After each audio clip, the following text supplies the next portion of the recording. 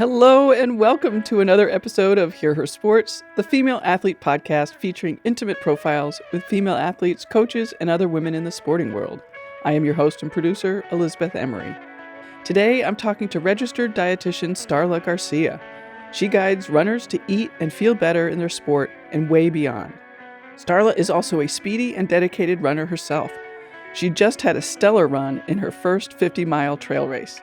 Starla tells us about fueling for endurance runs, electrolytes, a current favorite topic of mine, her interest in native cultural foods, carbs are good, underfueling not good, some practical tips for stacking habits, that's her awesome term, the importance of preparation, supporting her Latina community, and how purpose motivates her running. Starla's Instagram is filled with nutrition tips and running stuff. Find her at Starla_shines. In our conversation, Starla mentioned several inspiration books she read. All of those are linked in the show notes and available on Hear Her Sports bookshop page. When you use the link to our shop, a percentage of the sale goes to this very podcast to support our production costs. We love when you buy from Bookshop and send you all sorts of good thoughts in advance for doing so. Let's get started. Starla Garcia is a registered dietitian, Olympic trials marathon qualifier, and founder of The Healthy Shine, a sports nutrition and coaching consulting practice in Houston, Texas. Starla was a D1 track and field and cross-country runner at the University of Houston. There she was diagnosed with an eating disorder.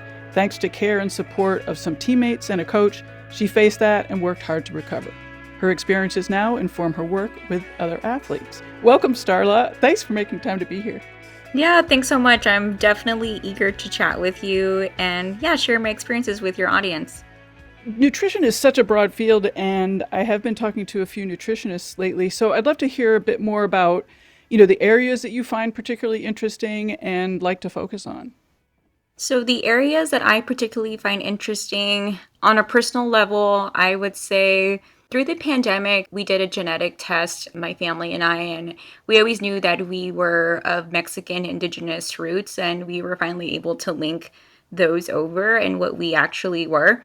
Even before that time, I was noticing that in the pandemic, my partner and I, he has indigenous roots in Nicaragua, we had started to really see that we felt better with more cultural foods. And so I had a couple of native clients who I was speaking to around their histories of food and things like that, and health disparities around food and what does food mean for them. And so I started to do a whole deep dive on native cultures around food and their philosophies around it. And there's a whole area of food sovereignty that is tied into environmental work. And so I've started to really dive deeper into what is food sovereignty and what are cultural foods and how do my cultural foods influence the way that I think, feel, behave, and move through the world. Wow, that's awesome. That sounds really fun. Yeah, it's been really neat to uncover and really explore that area also with clients who are BIPOC athletes and really introducing and reframing cultural foods in a way that it promotes more health for them. You mentioned that you feel better when you eat sort of your own cultural foods. Could you talk about that a bit more? Like what kind of foods and what did you notice in the way that you feel? I started to feel more connected, and I always knew this way back in college where I would start to get really homesick. And I was away for long periods of time for like the first time of my life. And, I was a year-round athlete from going from cross country to track and then doing summer training. Going into my senior year of college, I stayed year-round.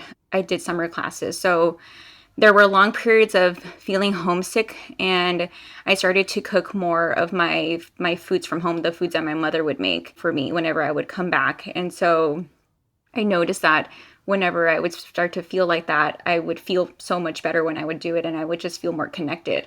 There is a phrase in Native communities where, and I'm totally butchering this, but it's also whenever you are too away from the land, you need to go back and feed your soul. And so whenever we have more of our cultural foods, we start to feel so much more connected to our family, and we don't feel alone. You always feel like you are more peaceful, you feel loved, you feel supported through the foods. And not just in a physical way, in a healing way, but also in an emotional and mental way. And so whenever I eat foods like beans, rice, corn, tortillas, things with corn masa, those are the things that I feel more connected to. And I think there's a lot of shaming that can happen around a lot of these foods that because they're so carbohydrate dense. But as an endurance athlete, I started to really see like, no, whenever I have my cultural foods, what is the history behind them? What is the history of corn in Mexico, and what is the history of things like tamales and things with masa? And it was to provide endurance and long lasting stamina for people that were going to go out for long periods of time to do work. I understand through Deanna Bellany, who was the person who recommended that I reach out to you, that the field of nutrition is not diverse at all. So, what have your experiences been, I guess, during your education, but also in your professional life and dealing with clients? I mean, because there's not very much diversity, I would think that a lot of clients would be interested in working with you. A lot of BIPOC clients would be interested in working with you. Yeah, professionally, I do have a lot of BIPOC clients that want to work with me specifically because they realize that they don't have to give up their foods to perform well. And I think that was something that we have heard a long time in nutrition information, marketing, education, even on media platforms. Like there's not a lot of content that is catered around cultural foods or implementing them. If they are, they're more termed as like superfoods. But how do we include like rice and beans, things with masa on a daily basis that we can see that are also health promoting? I think in my undergraduate work, it was very clinically focused. So we were looking at how do we heal somebody through medication, health promoting behaviors, but it wasn't ever how do we include cultural foods. Like there was a lack of culturally sensitive and competent material. I think maybe the first time I really had it was in my graduate work where I was looking at health disparities and I was doing research on it, and we were looking at, Latino families that were less assimilated were actually healthier, and the more assimilated they became, they started to have more of the health issues that we see. When I read about that and we were wondering why was that happening, how do we measure assimilation, how do we measure acculturation, all of those things, I was like, I was like, this is very interesting to me. And it just stuck with me over the last decade of, now being a professional in the field. How do I encourage that my clients go back to their cultural foods, and how can I teach them ways to implement them, and how do we talk about them, how do we reframe them, and how do we also encourage families to come together again and eat these cultural foods? Are most of your clients runners? Yes, 100% of my clients are runners. Okay. So, what are they coming to you for, or why are they coming to you? What are the issues that make them want to work with a nutritionist? So the issues that they may be having may be stemming from their relationship to food, maybe their relationship to exercise. A lot of them, they want to run better and feel better. They want to run stronger. They want to run faster. So it's a lot of performance based. And then there's also clients that just really want to be consistent and they want to learn how to eat well on a daily basis. Some of them may be having difficulty with transitioning from a beginner level and they want to get faster, but they don't know why. Or maybe just a fueling strategy for an upcoming race like a marathon or trail run, whatever it is that they have on the agenda. And did you learn a lot about sports nutrition in school? I had a class on sports nutrition, but very little. It was interesting because when I started in my dietetic internship, I wanted nothing to do with sports nutrition. I wanted it to be very separate. I wanted to keep it to myself. I wanted running to just be my thing, and I didn't want it to mesh with my career. I thought that I could have two separate lives, and that was the way to be sustainable. And that was coming from a fear of maybe relapse during my dietetic internship and in my early years of being a dietitian. I was just afraid of relapsing into my eating disorder again and getting triggered. But through my own running and life after collegiate sports, I came back to running naturally, and I started to really get an itch to work with athletes again. I knew that that was my population that I really wanted to work with because I just would hear all of this diet chatter all the time from other runners or through, when I would go to like running groups and things like that. And I was just like, wow, there's so much that I could help and inform this community of, and I could really change the way that they're thinking. It doesn't have to be like very extreme behaviors to perform well. You can perform well and be consistent and have health promoting behaviors on a daily basis if we just reframe things. So I came back to sports nutrition out of, just seeing that there were issues in terms of how people were consuming and interpreting and implementing information. It's so interesting how, like athletes are so structured and focused. And, like you talk a lot about being a type A personality. And yet Mhm. nutrition seems like a place where we often get things wrong. Yeah, I think people just really want to be great at things. Sometimes too, I think nutrition is this gateway to other health behaviors that they want to improve. And so they think that if they can control this one thing, everything else will get better. And we see that a lot in eating disorder treatment, where if I'm just thinner enough, everything else will be better. And so I saw a very similar thought process with runners. And I think a lot of runners, they want to identify as one. They want to be part of a community. They want to get it just right all the time. And it's funny because there's a lot of being imperfect at it actually works to people's benefit, because you can troubleshoot a lot better in a race. You can troubleshoot on a daily basis a lot better. So learning to be in the gray area and being imperfect allows for more flexibility long term. Oh, that's interesting. Hmm. I think also, like so many of us have this image of what a perfect athlete looks like, a perfect runner looks like. And I think about this a lot. And more recently, because I was having a conversation with a Black woman who's about my age, so in her 50s, and we both had the same exact image of what, like a great athlete looked like. And it looked like neither of us, which I thought was also interesting because we're both athletes.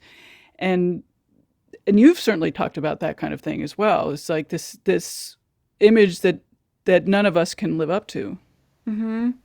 Yeah, I think if we're constantly chasing this idea of perfection or perfect bodies, I think sometimes we fail to really see that the way to be the athlete we've always wanted is to just really accept and work with the body that we have, because it's gotten us so far into that sport already. So if we just nurture it a little bit better, it just will perform a lot better for us.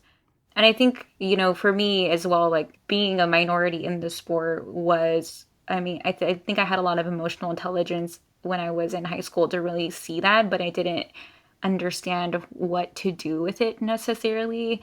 I didn't see it as like purposeful or impactful. I just thought like, how do I blend in more? How do I make myself good like everybody else? And it was not like I'm good on my own. I don't have to blend in. The reason why I don't blend in is like I need to understand that that's actually very unique. Like I have something special here. It seems like there's been more discussion about red S these days, and also just, the general idea of fueling for your sport and for performance.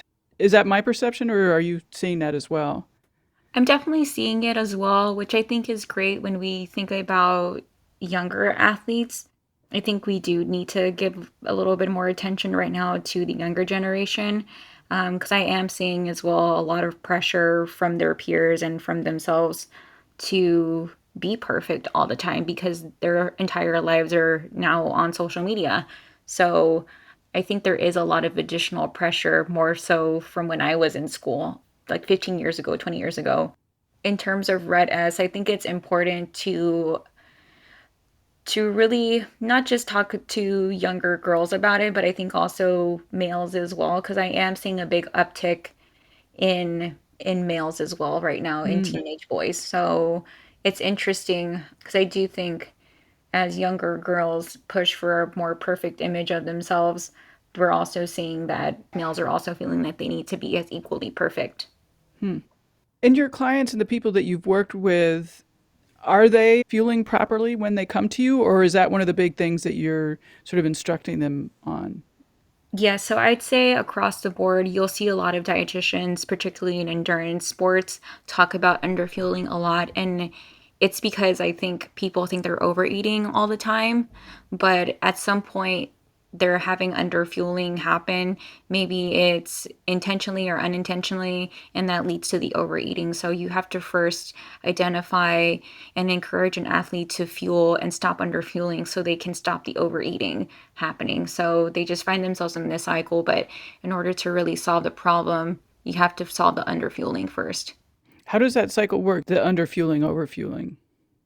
It can be, maybe we have an adult athlete that's waking up at 4 in the morning. They go for their run at 5 or 4:30. They rush to work immediately after. Maybe they have to take their kids to school. They rush to work after and they totally skip breakfast. Mm. And by the time they know it, it's 10:30, 11. They've been up for already 6 hours with nothing. And then they start having a lot of aches and pains, hamstring issues.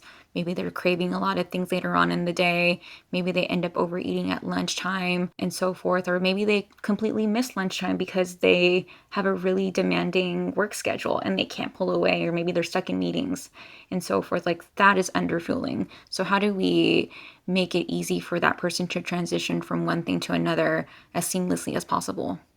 So what are the skills that you're sort of, yeah, like, I mean, how do you solve that? So what we would do is just assess, what do they like? What are they willing to do? Maybe it's a mindset issue. Maybe they think I'm intermittent fasting. Can I give them some education around intermittent fasting? How does it impact females? How does it impact males? What is it going to do to their performance? So really providing evidence-based nutrition recommendations and encouraging them, hey, research is saying it's not benefiting you. I don't know where you found this, or just saying in a much more, comforting manner, right? So things like that, and then helping them identify ways to actually implement. Can we pack a protein shake? Can we pack a peanut butter sandwich and a drinkable yogurt? Can we have something else? Can we at least start maybe fueling before your run? Can we implement intra-run nutrition as well to help with your recovery nutrition process a lot faster? Is there something close by to your work? Where do you work? Does your office provide snacks? Can we pick up a snack on your way into the office? Can you keep things in your cubicle? Things like that. I think that's where dietitians are always thinking about and helping solve the issues that the person is having. So how can we stack habits on top of where their flow of their day is? I was struck also by one of your Instagram posts where you were talking about preparation. I mean, a lot of the hints that you were giving right there is just about thinking about it in advance, sort of. Mm-hmm. Yeah, it's thinking about it in advance. And sometimes too, it's some people, they will work their tail off until they feel like they deserve it. That's Mm, a mindset change that I have to make with clients. And there's a lot of people out there that will work themselves to the ground and they're like, okay, finally I got X, Y, and Z thing done. I'm going to take a lunch break. right. And Yeah. it happens very often. Yeah. You also mentioned intermittent fasting. I thought that was sort of over. Are people still doing that? Oh, people are still doing it. Yep, yep. Um, yep. I think we've all also learned collectively, or I think at least in even in the dietetic world that, that it doesn't help with hormones or, recovery nutrition at all. It impacts female hormone systems as well, all of those things. So it just makes it so much harder for your body to recover and to actually function the way that it's supposed to for us. I guess I want to get more into, your endurance athletes that come to you and, what are they struggling with most to solve? I mean, we talked a little bit about why they come to you, but then they're working with you. What are they finding difficult to I don't know, implement, I guess? I think some of the things that they really struggle implementing is, I would say it's a lot of the mindset part of it in terms of being consistent. Like some people, maybe they've been dieters in the past and they just don't want to diet anymore. And so they kind of have PTSD from dieting. And so anything that they do on a regular basis that feels like dieting scares them because they don't want to, rebound. Or also if they loosen up too much and they make choices that are more intuitive, they feel like they're just constantly giving in. So it's a delicate balance in terms of identifying people's value systems and helping them make decisions based off of value systems. And you are a advocate of intuitive eating, is that correct? Yes, yeah, I am an advocate of intuitive eating. I will say in sports nutrition, we do use a little bit more numbers than maybe dietitians that are 100% intuitive eating and healing relationships with food. But with sports nutrition, I do have to use numbers to maybe sometimes help somebody understand, like, no, we do need to increase this amount, or we need to fuel this amount during your marathons. You can't be waiting until you feel bad. So I think instructing people on how to navigate intuitive eating with sports nutrition is probably the other problem that most people come to me for. Yeah, I'm so glad you mentioned that because, I mean, I don't know, I'm just using myself as an example. And before competition, I get a little bit stressed out and my hunger cues are not reliable. Yeah, so I think that's a big one where some people they'll wait till they're hungry after workouts, and I have to encourage, no, let's actually have something cortisol suppressing ghrelin, and this is why you're not hungry. In order to get a true adaptation occur, we need to actually help our body eat something, or we need to find things that are going to be easy for you to consume if it's not going to be a full meal. So I think providing people with choices in terms of how do they want to approach their nutrition too is helpful. What do you recommend during training, like while you're running or during competition? So during competition, as a marathoner, my typical recommendations would be like gels, blocks, gummies, maybe some fluid as well to couple with it, just to make sure the person has enough what they need per hour. For trail, it's going to be a little bit different. There's going to be more solid food choices and real food choices that are going to come up. So helping them identify which ones can they tolerate, which ones are going to be out on the course for them, and when and where do we have that option available. And do you give, the numbers like you need X number of calories or carbohydrates per hour and they aim for that? Yes, yeah. So that's where I would put in more of the numbers of, hey, you need to have X, Y, and Z amount. This is the minimum. So that's 30 grams of carb per hour. Max is 80 to 90. Where is your sweet spot? We have to work together to figure that out. Are your runners good at eating during the running? I mean, especially at the pace that you're running, I would think that eating gels would be hard. Yep. So for depending on the pace that they're going, we identify what's going to be the best solution for them, and practicing really helps solve that. Some people start saying, I really done nothing. I want to do gummies, and then when they do it in a race, I'm like, okay, but be aware, you may not like it. I want you to practice it at this 10K because it's going to be similar to your race pace. Tell me how you like it. And then they end up saying, I didn't like it. It was too much work. Can we try gels now? And that's what we'll end up switching out to. So practice really, really makes perfect when it comes down to figuring out what people are going to do. And how many gels are you personally eating during a marathon? I'd say I go up to maybe 8 to 10. 8 to 10. Yeah. And are you carrying those with you? Yep, I'm carrying them on me. Yeah. Wow. Well, Yep. So there's definitely ways to do it. And I think for a lot of my runners, when they hear that I carry that much and I'm carrying it without support in a marathon, because that's against the rules for USATF, I can't get support. I always encourage just try stuff. Like trying is going to be the best way that you're going to solve issues. And I mean, it does take a little bit of economic resources too to do it, but I always encourage that people just invest in it. And especially if they're going to be doing this for a long time, why not just do it and figure it out right away? could I ask where are you carrying them? Oh, I carry them in sports bras. You do? So there's sports bras that have pockets in them. And so I actually have one by Lululemon that I use all the time for my races because it's right up front. And so right under my singlet, I can reach in pretty quickly and grab my gels. And it's also trying out different things. There's different sports bras out there. I have an edition from Lululemon that they don't even make anymore. And I still use that. I've bought shorts that have pockets on the sides. I have belts as well that I use to stuff stuff in. I've also in the past used Wazelle shorts that have pockets all along the top of the short, so right in that seam, that fold. That's where I put gels, and they don't even make that one anymore. Yeah, so as soon as I see stuff that I think would be helpful for a long run, training session, a future race, long run, I always just grab it. And what about hydration? Where are you carrying that? Hydration, I usually pick up stuff on the course. Yeah, for my recent trail ultra, I used Brooks shorts and they had a side pockets and I used a Solomon vest. So that's where I carried my hydration and my nutrition. And then I had like a backup Nathan belt. You've spoken in the past about running in the Olympic marathon trials and how you were one of the few Latinas there. That seems like a big moment for a lot of the Latina runners that were there. Just, I guess, seeing such a big group of women and not very many Latinas or people that look like them. Can you describe that? I think I was one of 25 women that were there. So I think it was neat to just be able to have a community. And I think there's just like this unspoken bond as well when you see another woman of color at that level competing with you. Because it just kind of took a lot. I think it took a lot of sacrifice, a lot of time.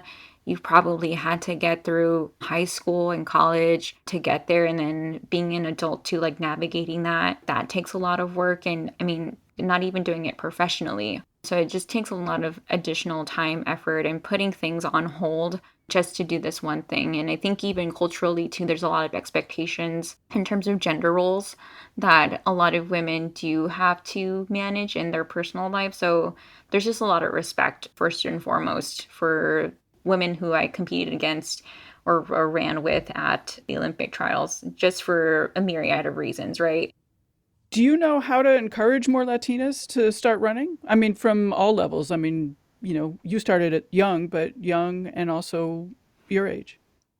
I think a lot of it is based off of representation. I think we're a very motivated and lively community. And so I think when there's a group of women that come together, we see it. And there's definitely like Latinas run and Latinos run in Houston. That's like the main city that it's in now. The founder of it moved to Houston recently. So we're seeing more of the groups happen, which is great. And I think in terms of representation, it really helps to eliminate imposter syndrome feelings. And I think we're seeing that across the board. And when we're more visible, it makes it more likely for groups like Latinos Run to exist.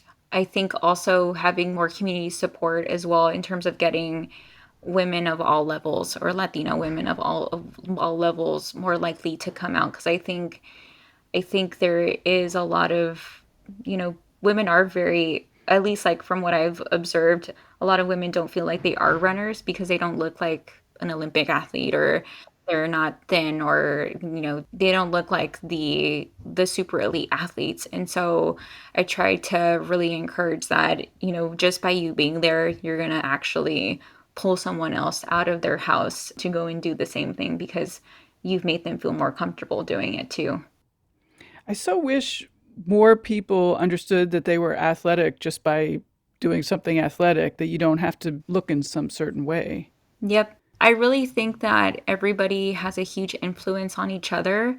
And I mean, we hear this all the time, right? The company that you keep really matters. But I think in terms of influence, just by getting outside of your door and running, it impacts the neighbor so much in that now they think, okay, if this person feels safe doing it here, why not? Like, I'm going to go do the same thing too. And then in turn, it just creates more communities to step outside and go to their trail and so forth. And there, I actually just moved in the pandemic. We bought a house and there's a trail by our home, and we've seen more and more women go out and get on the trail at earlier and earlier hours in the morning because they're seeing that there's a community, and when there's more people around, they feel safer. That's been really neat to observe. Thank you to all of our Patreon patrons. I'm so grateful for your support. November's bonus audio was a fantastic check-in with episode 50s biathlete Deirdre Irwin, who told us how she made the U.S. National A team, some tactics for race nerves, and about equity in her sport. You can hear that interview by joining our Patreon at the $5 level or above. Go to patreon.com/hearhersports. Patreon may not be your thing. You can also make a one-time donation at hearhersports.com. All of your financial support helps fund the cost of putting the show together. Hosting the audio, website fees, the app I use to record calls with guests, and a few apps I use to improve the athlete guest experience. Your support makes a difference for us, and beyond that, supporting independent women-run sports media increases the percentage of sports coverage about women. Your help brings more female athletes into the spotlight so young girls and women can see what is possible. I want to get to your own training. What are you doing these days? So I just finished the JFK 50-mile race on Saturday, on November the Wow. 20th. Yeah, I definitely have to say thanks to Brooks Running for giving me the opportunity to do it. I had applied for it through their Run Happy Team Ambassador program. They sent out an email and I was like, which one sounds like appealing? And the only one that lit me up and made me excited and scared me a little bit was that race. I've never done anything past 3.5 hours before, so my training runs were going up to like 4 hours and 20 minutes. So that was Wow. new for me too. I hadn't really realized that, and I was a little embarrassed by that realization in this process that here I was helping clients that were running 5-hour marathons and had never even ran that long. I had no idea what it felt like to run that long. So it was a really big eye-opening moment and really appreciative to my clients who run those lengths of time. Yeah, that's a long time to be out there. Yeah. I learned a lot in the process and yeah, I gained a lot of humility too, I'd like to think. Yeah. But yeah, I ended up having a great day as a rookie. And yeah, I actually had a call with my coach today and we're planning out some fun stuff for the year. Nothing super serious, but yeah, I'll be pacing the 3-hour group at Chevron Houston Marathon, which will be, I think, probably the first time they've ever had two females pace that group ever, which is really fun. And then there's another woman pacing the 305 group, which is also really fun to see. Yeah. That's so cool. Yeah. Yeah. So women are definitely leading endurance sports right now, at least in my world. Yeah. Nice, nice. So what was it like to be out there for 5 hours? So I finished the 50-mile race in just under 8 hours, so Oh 7:57. man. I had never really done trail. I had like 7 weeks to prep. I had 6 weeks of really solid training since the day that I found out that I got an entry. And then I had, yeah, so less than 8 weeks to prep for it. Learning my fielding strategy, practicing everything, getting in 30-mile long runs. But yeah, it was really neat because I think once I got to 4.5 hours, I saw the watch go off. I had a nutrition timer on it too, so I wouldn't forget my nutrition. So when 4.5 hours started buzzing, I was like, all right, like you're definitely in uncharted territory. Like you're doing fine.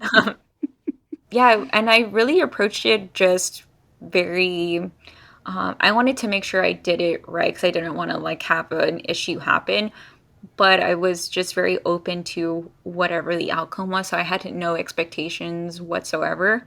And I ended up really enjoying it. And I took the time too to just fill my head with a lot of books written by authors that were women of color. Like that was a intentional decision I made that I was just going to learn from these women and take in their wisdom in times that were really difficult for them. How could I translate it over to myself on race day, and how can I use their wisdom for myself? And then just really exploring my indigeneity too.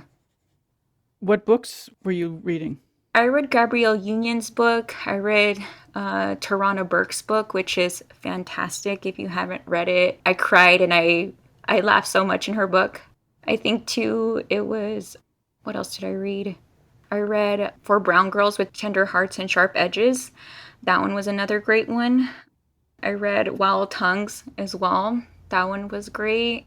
Let's see, Joy Luck Club. That was another one. Yeah, so I really just tried to expand my own literature over the last year, and those were very intentional ones that I chose in this buildup. And so in my training runs or in my long runs where I wasn't running with people, I would listen to them. I love that. I love the focus of that inspiration. Yeah, it was really neat because I don't think I'd ever done that in a training block, and I figured, why am I gonna rely on the same things that I've done for marathons when I'm running double? I need new things to pull from. Describe what happens to your mental thoughts during those hours. You definitely have a lot of oh my gosh, this is so cool moments. At least I did on the trail because I was on the Appalachian Trail, so the first 15 were on Appalachian, and I mean, I've maybe had like 10 total trail runs in my entire career. I'm glad that I had that one. And that's always been a bucket list, is to get on the Appalachian. So I was on the Appalachian Trail for the first 15, and it was don't fall on my face, stay calm. And oh my gosh, this is so cool. And then the other part of the race was, all right, get down, get some food in, get in some nutrition, switch out and go. Definitely just staying very calm for the next 30 miles was key for me. And I think just being very patient too, because I definitely am still a competitor. I wanted to go and like catch up with everybody else because I'm so unexperienced at trail that I knew I was kind of in the middle, but I was in the front pack for the women. So I wanted to just kind of pick people off slowly and just use that as, just to keep me as focused and keep it fun for me. I think like the next 25, so up to mile 40, I was able to stay pretty focused, and that was really helpful for me. It was interesting because when I got to 40-mile mark, I was tired, and I was acknowledging it already, like, all right, you're tired. How do you want this to end now? Do you want to keep grinding it out? Do you want to go into the wall here? And I thought, well, you still feel pretty good. You don't feel beat up. Like, that's great. Why don't you just like be gentle now? Like, use the gentleness you cultivated through your training runs. And that was an intentional thing I was thinking about too, was just to cultivate gentleness throughout the course of the cycle. And I really approached the last 10 very, I guess, very peacefully. I like took a break. I walked, and I would run a mile and a half, 2 miles, and then take like a 30-second walk break and then start over again, and just kind of breaking it up into smaller chunks, just because I just didn't know how the rest of the race was going to feel. So I just was being very patient. And it was interesting because I've never really done that in a race, but it just felt fine, and it didn't feel like I didn't beat myself up over it. It was more of like, all right, like, this is neat. This is okay. Like, you can be a competitor, and you can also explore what this feels like too. I think it's hard to balance sort of the competitive drive that you talk about with also sort of enjoying the process or enjoying being out there and learning from that. Mm-hmm. Yeah, really just wanted to learn and see what it was like, and that was my main thing going into the race, was just to learn and explore other parts of myself. And I think, even seeing like how I read books and, really took deep dives into my indigeneity, that was the main thing of it. And I had really signed up for it too because I was seeing a lack of representation in trail running and ultra running, and I was just like, where are we? Where are the people that look like me? And so that's what I really put in my application when I was applying for the entry, was that I wanted to represent my community, and I wanted to fill in the gap there. If it was just one more body there, then great. And that was really my intention. Even the last 10 miles was like, like, there's not a lot of women around you right now. You're one of how many Latina women out here, women of color. Just take your time and be gentle, because this is the point of today's race. Trail running is so different from road running. I'm impressed that you were able to manage it, for 50 miles without having done that much of it, you said. Yeah, well, maybe it's my genetics. So it's funny because my coach was like, I don't know what it was, but he's like, maybe it is in your genes. And I really do think a little bit of it is from my ancestry, because I don't think that's, yeah, I mean, maybe it's some talent, but I don't think, yeah, I had to pull it from somewhere. Sure. What was your nutrition like? Did you change it from the marathon at all, and how? It was slightly different. So my sodium was definitely higher per hour. So I went up to like 800 to 1,000 milligrams per hour, which is pretty high. And I'm a salty sweater already. So there was that. And then I took in a gel every 30 minutes, and my fluids had carbohydrates in it. So I definitely carried more on me. And there were stops every 10 to 12 miles. So my family met me out on the course, and We just switched out like my water. Like I had it all planned out for them in like a little book in my bag. Like, all right, at this stop you're gonna do X, Y, and Z. Put in 2 scoops here and these other ones. So I was switching out bottles, and then we would refill everything, and then I would take water from the water stations if I needed to, and then I was eating Nutter Butters as I could. Yeah, if I Nutter just butters. yeah, Nutter Butters. Yeah, trail runners eat some interesting things. There's ramen noodles, there's hot dogs out there, peanut butter sandwiches. There's also potato chips as well. So I took some potato chips at like mile 15. Yeah. All kinds of stuff. Pickle juice, pickles. Yeah. Are you going to do another one? Yeah, I'd like to do another one just to also see. And now that I know what mile 40 to 50 feels like, Right. I was actually telling my coach that I think I could shave off another 30 minutes off that time. So we'll see. I mean, the women that I competed against were phenomenal. There was, I think the top 10 were all pros, and I was 17th overall. And even then, I was looking at where the other women live, and they definitely live in hillier areas. And it was funny because in that one race, I got 3,000 feet elevation gain, and I think I had like 4 weeks with that amount total. Yeah, training. Yep. So I definitely have my work cut out for me for the next one I do, or if I do it next year, maybe my buildup would be a little bit different just to prep for it. But yeah, it was a really neat experience, and yeah, I'm just very thankful for Brooks for letting me do it. What do you think you would change if you did it again, both during the lead up, but also during the race? Oh, I think my training would definitely help me a little bit better in my race. I think having more time to train on trail and maybe getting some elevation could have helped my trail time coming off of it. Maybe shaving off like 10, 15 minutes there. And then I think maybe transition wise, like having faster transitions available. Maybe instead of having like my family switch out my bottles, I probably would just allow the people there to refill me. So just Mm. opening up my pack and then pouring in water, and then I can mix it myself. Yeah. Did you have doubts when you were out there?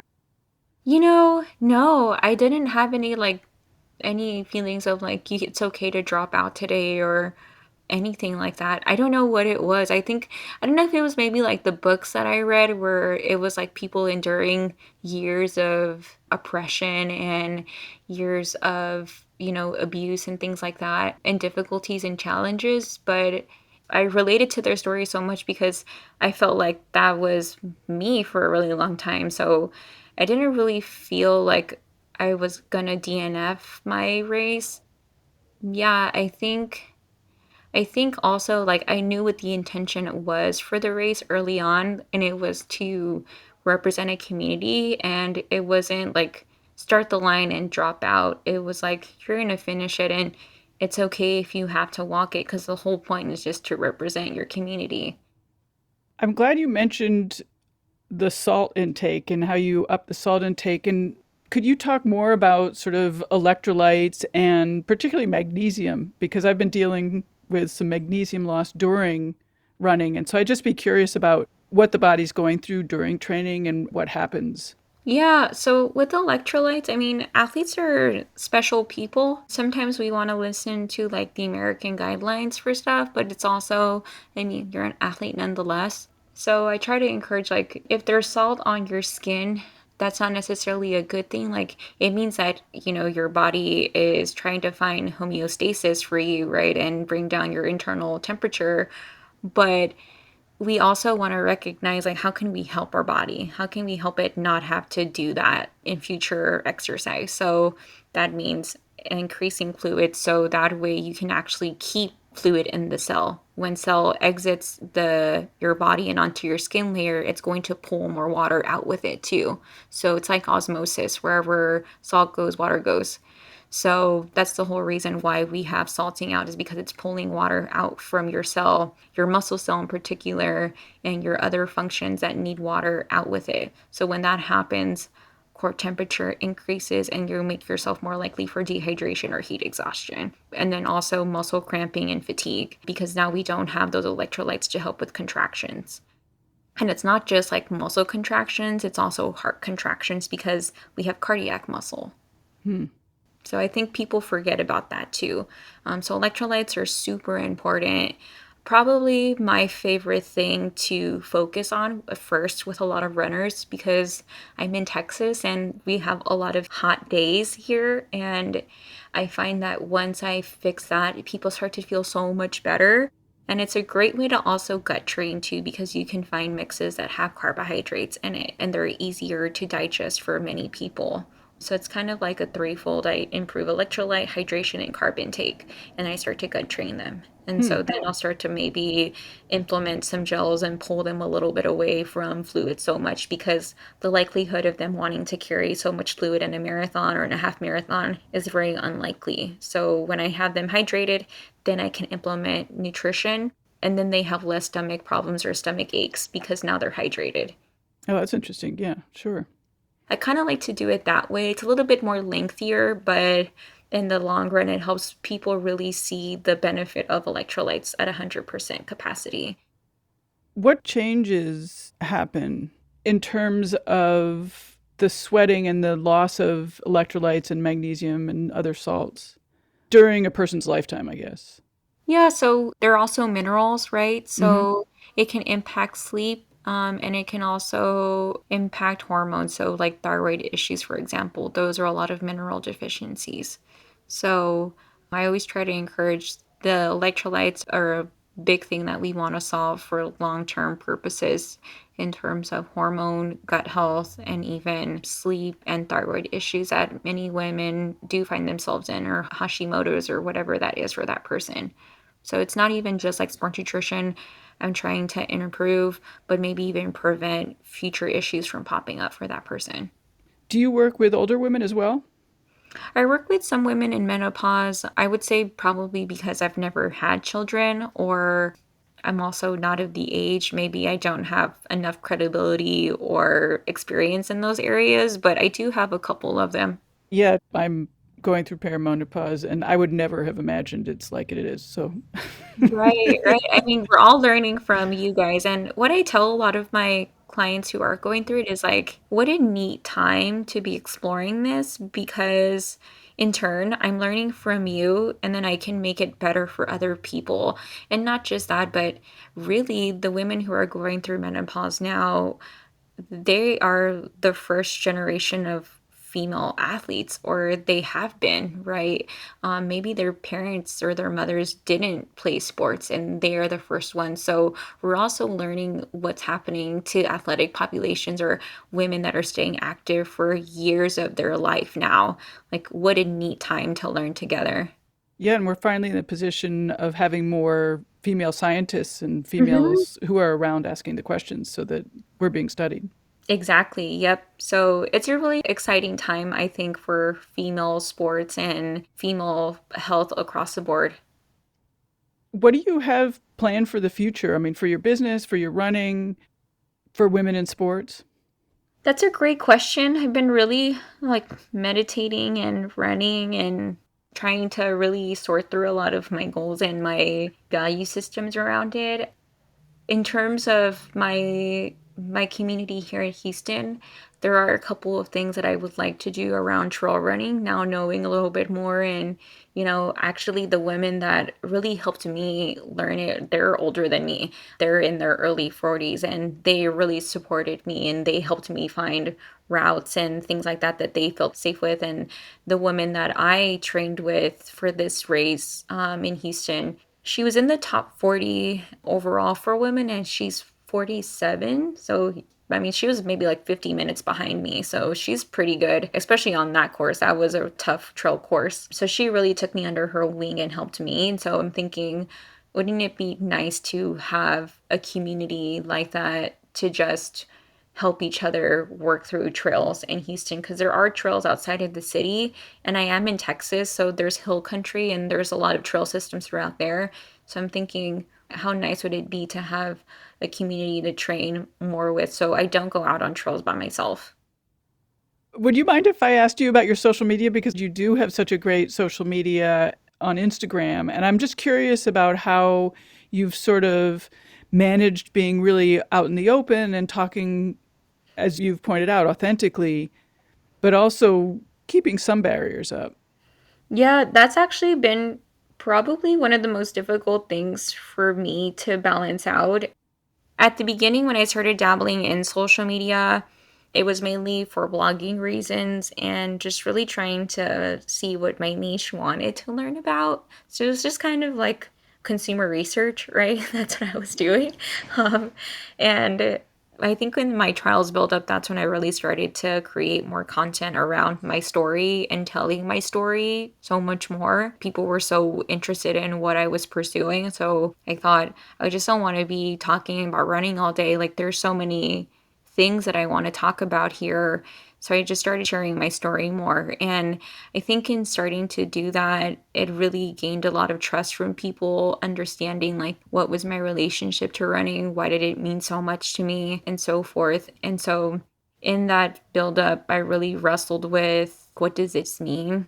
I think that was like the whole question that I had in the trials, like, what does this mean? Like, why does it matter? Like, it's just a time thing. And so for me, it was more of, again, representation and really being able to say, like, I could do hard things and not relapse either. Like, I'm allowed to have really high goals. And I think that was always a thing that was holding me back, was the fear of relapsing. And now being like 10 years in recovery, I'm pretty like, all right, like, if it would have happened, it probably would have happened earlier. And so I'm really understanding much more about addiction and recovery now over the last couple of years. I feel so much more equipped to tackle challenging career and life things.